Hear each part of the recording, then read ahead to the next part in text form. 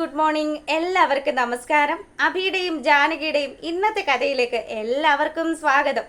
അങ്ങനെ നമ്മുടെ അളകാപുരി തറവാട്ടിൽ എത്തിയിരിക്കുന്ന ലച്ചു കിച്ചണിൽ നിന്നിട്ട് ഭയങ്കര സങ്കടത്തോടു കൂടി ഇവിടെ വരണ്ടായിരുന്നു എന്നൊക്കെ ആലോചിച്ച് ചിന്തിച്ച് വിഷമിച്ചൊക്കെ നിൽക്കുകയാണ്. അങ്ങോട്ടേക്ക് ആ വേലക്കാരി ചേച്ചി വന്നു. അതിനുശേഷം പുള്ളിക്കാരിയാണെങ്കിലോ കൂടുതലും നമ്മുടെ ലച്ചുവിനെ മുറിവേൽപ്പിക്കാൻ തന്നെ ശ്രമിക്കുകയാണ്. അപർണയുടെ അടുത്തുനിന്ന് വല്ല കൈമണിയും വാങ്ങിച്ചിട്ടാണോ എന്ന് ആർക്കറിയാനാ. അങ്ങനെ ലച്ചുവിൻ്റെ അടുത്ത് വന്നിട്ട് പുള്ളിക്കാരി പറഞ്ഞു, മോളെ, എന്തിനാ നീ ഇങ്ങനെ സങ്കടപ്പെട്ട് നിൽക്കുന്നത്? നിനക്കറിയാലോ നിന്റെ മുത്തശ്ശി സുമംഗല മുത്തശ്ശിയുടെ കാര്യം. പുള്ളിക്കാരിയുടെ സ്വഭാവം ഉണ്ടല്ലോ, ജാനകിയോട് പോലും പുള്ളിക്കാരി ഈ ഒരു നിലപാടിലാണ് നിൽക്കുന്നത്. ജാനകിയെയും അഭിയെയും ഒക്കെ വേറെ രീതിയിലാണ് മുത്തശ്ശി കാണുന്നത്. എന്തായാലും നീ സുമംഗല അമ്മയുടെ കൊച്ചുമോളാണെന്ന് അറിഞ്ഞപ്പോൾ ഞാൻ ശരിക്കും ഞെട്ടിപ്പോയി. എന്ത് ചെയ്യാനാ ചേച്ചി, എൻ്റെ നിവൃത്തികേട് കൊണ്ടാണ് ഞാൻ ഇവിടെ വന്ന് താമസിക്കുന്നത്. ചേച്ചിക്ക് അറിയാവോ, എൻ്റെ അച്ഛൻ എൻ്റെ അച്ഛൻ്റെ പ്രായമുള്ള ഒരാളെ കൊണ്ട് കല്യാണം കഴിപ്പിക്കാനാണ് നോക്കിയത്. അവിടെ നിന്നും എന്നെ രക്ഷപ്പെടുത്തിയത് എൻ്റെ അഭിയേട്ടനും ജാനകിയേട്ടത്തിയോ. അപ്പം അവർ വിളിച്ച അത് ഏതൊരു നരകമായാലും ഞാൻ അവിടെ വന്ന് താമസിക്കും ചേച്ചി. അവർ പറയുന്നത് മാത്രമേ ഞാൻ അനുസരിക്കുകയുള്ളൂ എന്നും കൂടി ലച്ചു ഇങ്ങനെ പുള്ളിക്കാരിയുടെ അടുത്ത് പറഞ്ഞു. ലച്ചുവിൻ്റെ ഈ മനസ്സൊക്കെ മനസ്സിലാക്കി കഴിയുമ്പോൾ ആ ചേച്ചിയാണെങ്കിലോ, എൻ്റെ പൊന്നു മോളെ, എന്ത് പറഞ്ഞാലും അഭിയും ജാനകിയും തന്നെ ഈ വീട്ടിലൊരു അധികപ്പറ്റ. അതിൻ്റെ കൂടെ ഇപ്പം നീയും വന്ന് ചേർന്നിരിക്കുന്നത്.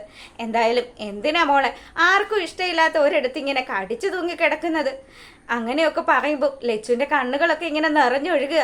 ശരിക്കും ഈ വേലക്കാരി ചേച്ചി അവര് നല്ല രീതിയിൽ നമ്മുടെ ലച്ചുവിനെ അങ്ങ് കുത്തി നോവിക്കുക. അങ്ങനെ ആ പുള്ളിക്കാർ പറയുക, അതെ മോള് വിഷമിക്കാൻ വേണ്ടിയിട്ട് ചേച്ചി പറഞ്ഞൊന്നും അല്ല. ഇപ്പം മോളൊന്ന് ആലോചിച്ച് നോക്ക്, ഈ കിച്ചണിലാണെങ്കിൽ ഇവിടുത്തെ ജോലികളൊക്കെ ചെയ്യാൻ ഞാനുണ്ട്, അതുപോലെ തന്നെ ജാനകിയും ഇവിടെ സഹായത്തിനുണ്ട്. പിന്നെ മോൾക്ക് ഇവിടെ എന്താ പണി? 4 നേരവും മൃഷ്ടാനമായിട്ട് ഭക്ഷണവും കഴിച്ച് ഇവിടെ ഇങ്ങനെ ഇരിക്കാം. അത് മാത്രമേ മോൾക്ക് പറ്റുള്ളൂ. ചേച്ചി, ഞാൻ അങ്ങനെയുള്ള ഒരാളൊന്നും അല്ല ചേച്ചി. എന്ത് ജോലി ചെയ്യാനും ഒരു മടിയില്ല. പിന്നെ എൻ്റെ നിവർത്തികേട് കൊണ്ടാണ് ചേച്ചി ഞാൻ ഇവിടെ വന്ന് താമസിക്കുന്നത്. അത് എൻ്റെ അഭിയേട്ടനും ജാനകിയേട്ടത്തെയും കാരണമാണ്. എന്തായാലും ഇപ്പം തന്നെ 10-200 കോടിയുടെ സ്വത്തുക്കളല്ലേ അഭിയും ജാനകിയും കൂടി കൈവശപ്പെടുത്തിയിരിക്കുന്നത്. ഇനി എന്തായാലും എൻ്റെ പൊന്നുമോളെ, നിന്നെയും അവരെല്ലാവരും വേറെ രീതിയിലേ കാണുകയുള്ളൂ. എല്ലാം സഹിച്ചും കണ്ടുമൊക്കെ ഇവിടെ അങ്ങ് നിന്നോന്ന് പറഞ്ഞ് അവർ അവിടുന്ന് പോവുക. പിന്നീടാണെങ്കിലോ നമ്മളെ കാണിക്കുന്നത് നമ്മുടെ തമ്പിയും അതുപോലെ തമ്പിയുടെ ഭാര്യയും കൂടി നിന്ന് ഭയങ്കര ചർച്ച ചെയ്യുക. അല്ല, നിന്റെ മോള് ആ അഹങ്കാരി, അവൾ എന്നെ ഇത്രയും നേരമായിട്ടും വിളിച്ചില്ലല്ലോ. അവൾക്ക് ഞാൻ നല്ല ഒന്നാം തരം ഒരു ബോംബ ആ സൂര്യനാരായണൻ്റെ നെഞ്ചത്ത് വെച്ച് പൊട്ടിക്കാൻ കൊടുത്തത്. എന്നിട്ട് അവൾ അത് വല്ലതും കരുതിയോ? ഇല്ലല്ലോ. ഞാൻ പറയുന്ന കാര്യങ്ങളൊന്നും കേൾക്കാതെ അറിഞ്ഞ രഹസ്യങ്ങളൊക്കെ മനസ്സിലിട്ട് നിൽക്കുക അവള്. അഹങ്കാരിനെ ഞാനൊന്ന് വിളിക്കട്ടെ. ഇനി സത്യം പറയും, നീ എങ്ങാനും നിന്റെ മകളെ ഉപദേശിച്ച് നന്നാക്കിയോ? എൻ്റെ പൊന്നു ഭാര്യ, അങ്ങനെ വല്ലത് നീ ചെയ്യുന്നുണ്ടെങ്കിൽ ഈ തമ്പി ആരാണെന്ന് നീ നല്ലതുപോലെ അറിയുമെന്ന് പറഞ്ഞു. അങ്ങനെ തമ്പി നല്ല കട്ടക്കലിപ്പി നിൽക്കുക. ഉടനെ ഫോൺ എടുത്ത് നമ്മുടെ അപർണയെ വിളിച്ചു. അപർണയാണെങ്കിലോ, എന്താ അച്ഛൻ വിളിച്ചതെന്ന് ചോദിച്ചു. എന്താ മോളെ നീ അങ്ങനെ ചോദിച്ചത്? അച്ഛൻ ഒരു വലിയ ബോംബ് നിനക്ക് തന്നിട്ട് ആ ബോംബ് നീ പൊട്ടിച്ചോ? അതിൻ്റെ വിശേഷങ്ങളല്ല എന്നോട് ചോദിക്കേണ്ടത്. അല്ലാതെ നോർമലി പറയുന്നത് പോലെ എന്താ അച്ഛാ വിശേഷമെന്ന് ചോദിച്ചാൽ നിന്നോട് ഞാൻ എന്താടി പറയണ്ടേന്ന് പുള്ളിക്കാരൻ പറയുക. അച്ഛനൊന്ന് അടങ്ങ്, ഞാൻ പറയുന്ന കാര്യങ്ങൾ കൂടി അച്ഛനൊന്ന് കേക്ക്. അച്ഛൻ ചിലപ്പോൾ പെട്ടെന്ന് ആ ബോംബ് പൊട്ടിക്കുമായിരിക്കും. ഞാനുണ്ടല്ലോ കുറേശ്ശെ തീ അങ്ങോട്ട് കൂട്ടിയിട്ട് കൊടുക്കുകയുള്ളൂ. അവസാനം എല്ലാം കൂടി ഞാൻ അങ്ങ് കത്തിക്കും. ഈ അളകാപുരി തറവാട്ടിൻ്റെ അടിവേര് ഈ അപർണ തോണ്ടുവെന്നൊക്കെ പറഞ്ഞ് അപർണയുടെ വക വലിയ ഡയലോഗുകളാണ്. എന്തായാലും ഇന്നത്തെ കൊണ്ട് സൂര്യനാരായണൻ്റെ പുക എനിക്ക് കാണണം. ആ അഹങ്കാരം പിടിച്ചവൻ നശിച്ച് നാറാണക്കല്ല് പിടിക്കുന്നതൊക്കെ എനിക്ക് കാണണമെന്നും പറഞ്ഞ് തമ്പി അപർണയെ അങ്ങോട്ട് എരിപിരി കയറ്റി കൊടുക്കുകയാണ്. പിന്നീട് നമ്മുടെ ലച്ചുവും അതുപോലെ തന്നെ ജാനകിയുടെ മോളും കൂടി അവിടെ ഇങ്ങനെ നിൽക്കുമ്പോഴത്തേക്കിനും മുത്തശ്ശി വന്നു. മുത്തശ്ശി വന്നിട്ടാണെങ്കിൽ നിന്നെ ആ മൂന്നാറിന്ന് അവൻ ഇങ്ങോട്ട് കൊണ്ടുവരുമെന്നും ഞാൻ വിചാരിച്ചിട്ടില്ല. ഞങ്ങളെല്ലാവരും വിചാരിച്ചത് അവൻ നിന്നെ ഏതെങ്കിലും ഒരു ഓർഫനേജ് കൊണ്ടുപോയി ആക്കുമെന്നാ. പക്ഷെ അവൻ ഈ അളകാപുരി തറവാട്ടിൽ വലിയ ചതിയാണ് ചെയ്തുകൊണ്ടിരിക്കുന്നത്. അവൻ സൂര്യയെ പറ്റിച്ച് 10-200 കോടിയുടെ സ്വത്ത് സ്വന്തമാക്കി. അതും പോരാഞ്ഞിട്ട് ആർക്കും വേണ്ടാത്ത നിന്നെ ഇവിടെ കൊണ്ടുവന്ന് ആക്കുകയും ചെയ്തു. മുത്തശ്ശി, ഞാനിവിടെ ആർക്കും ഒരു ശല്യം ഉണ്ടാക്കാതെ നിന്നോളാം മുത്തശ്ശി എന്നൊക്കെ ലച്ചു കരഞ്ഞുകൊണ്ട് പറയുമ്പോൾ ദേ നീ ഇവളുടെ അച്ഛൻ്റെയും അമ്മയുടെയൊക്കെ ഒപ്പം ഈ വീട്ടിൽ നിന്ന് ഇറങ്ങാൻ വേണ്ടി തയ്യാറായിക്കോണം. ഇന്ന് തന്നെ നീ ഇവിടെ നിന്ന് ഇറങ്ങണമെന്ന് ലച്ചുവിനോട് വാൺ ചെയ്യുക നമ്മുടെ മുത്തശ്ശിയുടെ ഈ സംസാരമൊക്കെ കേട്ട് കഴിയുമ്പോൾ നമ്മുടെ കുഞ്ഞു പറയുന്നുണ്ട്, മുത്തശ്ശി ലച്ചു ചെറിയമ്മ ഇവിടുന്ന് എങ്ങോട്ടും പോകുന്നില്ല. ലച്ചു ചെറിയമ്മ ഇവിടെ തന്നെ നിൽക്കും. മുത്തശ്ശി ചുമ്മാ സംസാരിക്കാനൊന്നും നിൽക്കണ്ടെന്ന് കൊച്ചു പറഞ്ഞു. ഡി കുട്ടിപ്പിശാശെ, നീ എത്രയും പെട്ടെന്ന് നിന്റെ അച്ഛൻ്റെയും അമ്മയുടെയും നീ നിൽക്കുന്ന അലവലാതിയുടെയും കൂടെ ഇവിടുന്ന് ഇറങ്ങിപ്പോയിക്കോണമെന്നും പറഞ്ഞ് മുത്തശ്ശി ദേഷ്യത്തിൽ ഇങ്ങനെ സംസാരിച്ചുകൊണ്ട് നിൽക്കുമ്പോൾ ഇതൊക്കെ കേട്ടുകൊണ്ട് നമ്മുടെ ജാനകി വരികയാണ്. ജാനകിയാണെങ്കിലോ മുത്തശ്ശി ആരെ ഇറക്കി വിടുന്ന കാര്യം പറയുന്നത്, വന്നല്ലോ ഇവിടെ ആർക്കും വേണ്ടാത്ത അധികപ്പറ്റായിട്ടുള്ള നിന്റെ ഭർത്താവും നീയും നിന്റെ കുഞ്ഞും അതുപോലെ ദേ ഈ നിൽക്കുന്ന ലച്ചു അവളും കൂടി ഈ വീട്ടിൽ നിന്ന് പോകണം. നിങ്ങളെല്ലാവരും പോയിട്ട് വേണം ഞങ്ങൾക്ക് ഇവിടെ ഒരു ശുദ്ധികലശം നടത്താനായിട്ട്. എൻ്റെ മുത്തശ്ശി അശുദ്ധിയുള്ള ആരും തന്നെ ഇപ്പം ഈ വീട്ടിലില്ല. പിന്നെ മുത്തശ്ശി പറഞ്ഞ് ശുദ്ധികലശമൊക്കെ നടത്താനാണെങ്കിൽ അതിന് വലിയ പാടാ മുത്തശ്ശി എന്ന് അവൾ പറഞ്ഞു. അപ്പം ജാനകി നേർക്ക് നേർ നിന്ന് മുത്തശ്ശിയോട് ഇങ്ങനെ ഫൈറ്റ് ചെയ്യുമ്പം മുത്തശ്ശിയാണെങ്കിലോ അവളുടെ നേരെ നല്ല ഡബിൾ സ്ട്രോങ്ങിൽ സംസാരിക്കുക. പ്രഭ പോലും നിന്നെ സപ്പോർട്ട് ചെയ്ത് നിന്നിട്ട് ഇപ്പം അവൾ കൂടി തിരിഞ്ഞല്ലോ.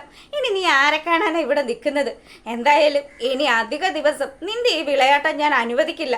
ഇവിടെ സൂര്യയുടെ വാക്കുകൾക്ക് വില ഉണ്ടായിരുന്നു. പക്ഷേ ഇപ്പൊ സൂര്യ ചെയ്തത് തെറ്റായത് കൊണ്ട് ഈ സുമംഗല പറയും എന്ത് നടത്തണമെന്ന്. അങ്ങനെ സുമംഗല അമ്മ കത്തിക്കയറുമ്പോൾ ലച്ചുവിനോടും മോളോടും കൂടി ജാനകി പറഞ്ഞു, മക്കൾ ഇതൊന്നും ശ്രദ്ധിക്കണ്ട, മുത്തശ്ശി പ്രായമായി വരികയല്ലേ, മുത്തശ്ശി പറയുന്ന കാര്യങ്ങളൊന്നും കേൾക്കണ്ടെന്നും പറഞ്ഞ് അതുങ്ങളെ അകത്തോട്ട് പറഞ്ഞു വിട്ടു. അതിനുശേഷം എൻ്റെ മുത്തശ്ശിയോട് സംസാരിക്കാൻ അറിയാൻ പാടില്ലാത്ത കൊണ്ടൊന്നും അല്ല, പിന്നെ അച്ഛൻ ഞങ്ങളുടെ പേരിൽ സ്വത്ത് എഴുതി വെച്ചതാണ് പ്രശ്നമെങ്കിൽ അത് തിരിച്ചെഴുതി കൊടുക്കാൻ ഞാനും എൻ്റെ അഭിയേട്ടനും തയ്യാറാണ്. അത് മുത്തശ്ശിക്ക് മനസ്സിലാകാത്തത് ഞങ്ങളുടെ കുറ്റമാണോ എന്ന് ചോദിച്ചു.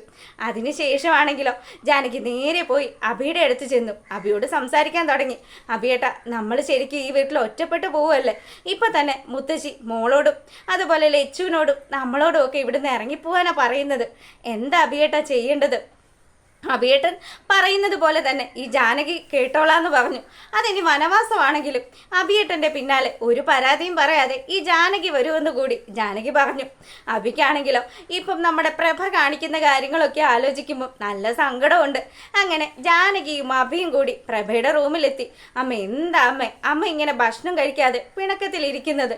അമ്മയോട് ഞാൻ പറഞ്ഞില്ലേ അച്ഛൻ അങ്ങനെ ഒരു കാര്യം ചെയ്തത് എനിക്ക് അറിവുണ്ടായിട്ടൊന്നും അല്ല.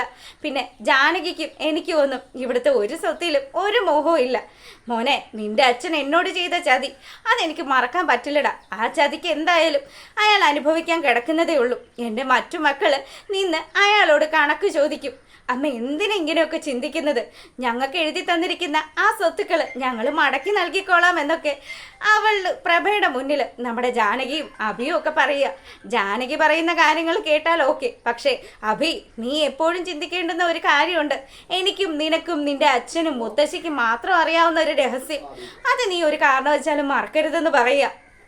ഇതൊക്കെ കേട്ട് വളരെ സങ്കടത്തിൽ നമ്മുടെ അഭിരാം അവിടെ നിൽക്കുമ്പോൾ നമ്മളെ കാണിക്കുന്നത് ഉണ്ണിത്താൻ്റെ അടുത്തേക്ക് പോയി സംസാരിക്കുന്ന നമ്മുടെ തമ്പിയെയാണ്.